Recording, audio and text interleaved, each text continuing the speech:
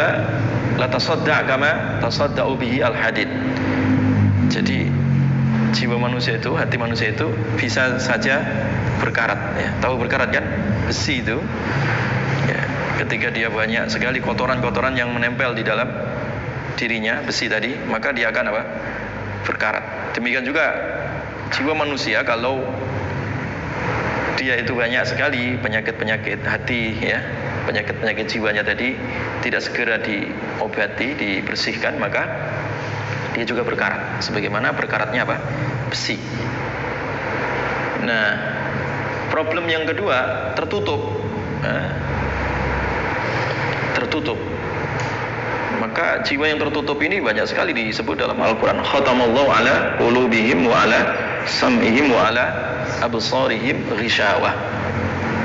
Jadi kalau orang itu sudah ditutup oleh Allah ya, hatinya, penglihatannya, pendengarannya ya, kalau sudah ditutup berarti dia tidak bisa lagi melihat ya, kebenaran. Karena jiwanya tadi sudah apa? Tertutup, tidak bisa lagi mendengarkan firman Allah ya, firman Tuhan ya. Karena tertutup telinganya, tertutup pendengarannya ya. Dan tidak bisa lagi masuk cahaya iman karena hatinya juga tertutup. Tadi khatamallahu ala qulubihim wa ala sam'ihim wa ala absarihim ghishawah. Nah, problem yang berikutnya juga jiwa manusia ini juga bisa mengeras ya, sebab penyakit tadi. Summa qasat qulubukum, kemudian menjadi keras hati kalian ya. Min ba'di dzalika, setelah peristiwa itu ya. Fayakal hijarati au asyaddu qaswah. Jadi kalau jiwa manusia itu sudah mengeras, kerasnya tadi itu lebih keras daripada apa? Batu ya. Atau berpenyakit. Nah, berpenyakitnya jiwa itu lebih parah ya, lebih dahsyat daripada penyakitnya apa? Fisik ya. Fi qulubihim maradun fazadahumullahu marada. Di dalam hati mereka itu, dalam jiwa mereka itu ada penyakit. Dan penyakit itu selalu ditambah terus sehingga kronis ya. Menjadi parah penyakitnya, sulit disembuhkan. Nah, jiwa manusia juga disifati buta. Fa innaha la ta'mal absaru walakin ta'mal qulubul lati fis sudur ya. Jadi yang buta itu bukan matanya, tetapi yang buta itu adalah hatinya yang ada di dalam dada ya. Brutal, demikian juga brutal ya. Walau kunta faddan ghalidhal qalbi lam faddu min hawlik. Brutal itu apa artinya? Paham? Apa? Keras ya, juga brutal. Dia melakukan sesuatu tanpa pertimbangan ya, hati yang bersih atau akal yang sehat ya, itu brutal.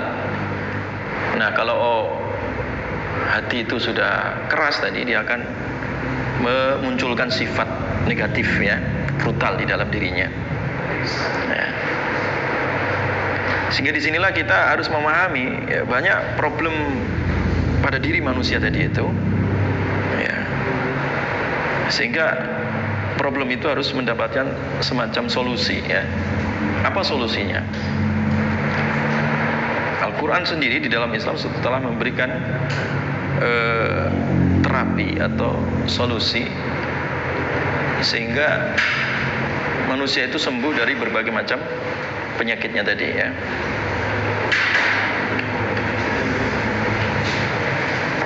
Ini Pak, salam. Nah, solusinya apa? Nah, ini tazkiyatun nufus ya, atau tazkiyatun nafs ya. Nah, itu dibuka surat Al-Jumu'ah ayat 2. Walladzi ba'atsa fil ummiyina, syukran. Walladzi ba'atsa fil ummiyina rasulan minhum yatslu 'alaihim ayatihi wa yuzakkihim wa yu'allimuhumul kitaba wal hikmah. Jadi salah satu tugas inti dari diutusnya para rasul itu salah satunya adalah apa?